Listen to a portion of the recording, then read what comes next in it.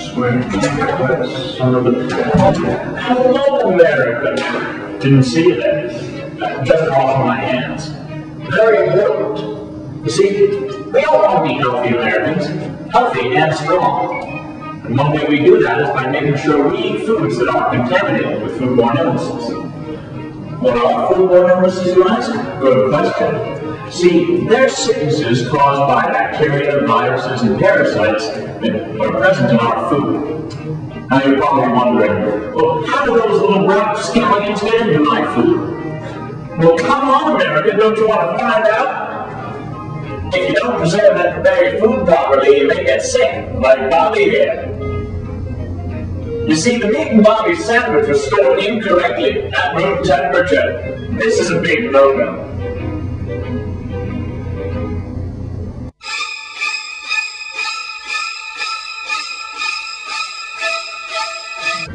Oh, that's not such a bright idea, kiddo. You clearly didn't take citizen science.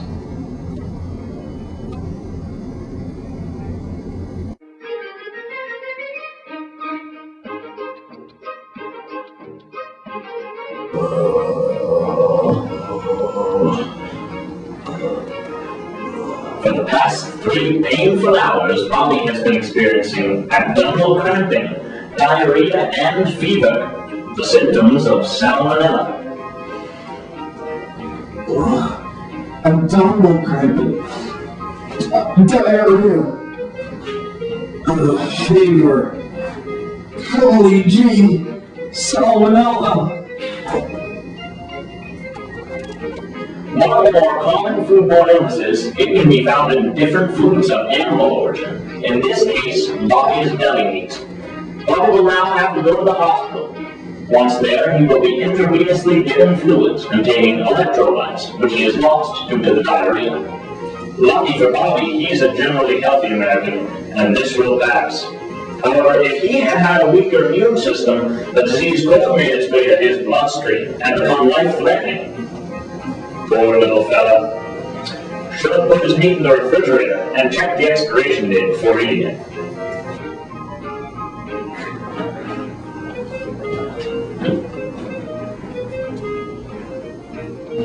You see, Bobby should have been more like Clarence here. You see, Clarence knows how to preserve his food, namely his tomatoes.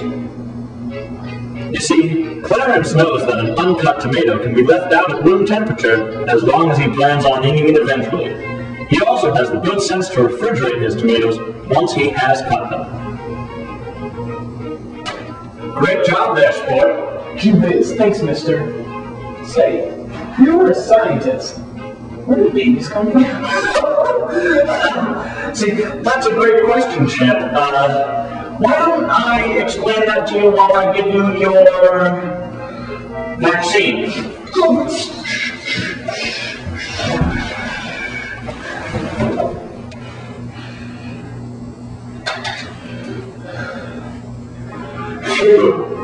Well, despite being overly inquisitive, Clarence was right to preserve his food, unlike poor stupid Bobby, keeping it away from places where those pesky little critters, not to mention communists, can get at it.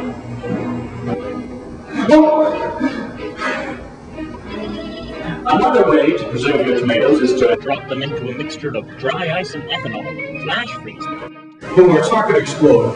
Now ain't that cool? Clarence was also smart enough to make sure he washed his goods in clean water in order to steer clear of the bacteria E. coli. See, E. coli can be transmitted either through meats killed in an unsanitary manner, or produce that's been washed with contaminated water. Once ingesting E. coli, a person becomes rather ill, contracting a most unpleasant case of blood diarrhea. In order to protect yourself and your fellow Americans from foodborne illnesses such as E. coli and salmonella, the best thing to do is preserve your food. There are countless methods of doing so, which include drying, refrigeration, freezing, heat treating, vacuum packing, salting, sugar, artificial food additives, pickling, lye, canning, bottling, jellying, potting, jugging, irradiation, atmosphere modification, burial in the ground, post-electric field, high-pressure food preservation, and controlled use of microorganisms, otherwise known as fermentation. Most folks will tell you that waiting for something to expire is unwise, when in fact fermentation does just that. In this process, yeast is needed, which will create alcohol, which kills most bacteria. Through the process of fermentation, one can make cheese, bread, hooch, and kombucha. Kombucha just so happens to be a dandy method of fighting foodborne illness. It was invented in China during the Qing dynasty. Apparently, it is very healthy and beneficial to the body. It is antimicrobial and antioxidative, the latter meaning that it boosts the immune system. It also energizes you, sharpens your eyesight, prevents the arthritis, and aids in digestion. Kombucha can also be used to help fight against staph infection, E. coli, and salmonella. Maybe Bobby could have used some kombucha. It does, however, so I'm told, taste like a frog. How does one make kombucha? Well, you see, it's a very complicated process.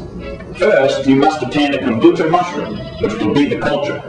After many strenuous steps and alterations to the culture, you let the concoction sit for 1 week at 70 to 86 degrees Fahrenheit. Once it has fermented properly, the pH level should be at 3. If it is too sweet or the pH is above 3, that means the kombucha is not yet ready, and you should let it ferment longer. Then you can attempt to enjoy it. Well, that's all for me. Now brush your teeth, hide under your desks during explosions, and remember, the only thing more American than apple pie is knowing the correct way to prepare and preserve that pie.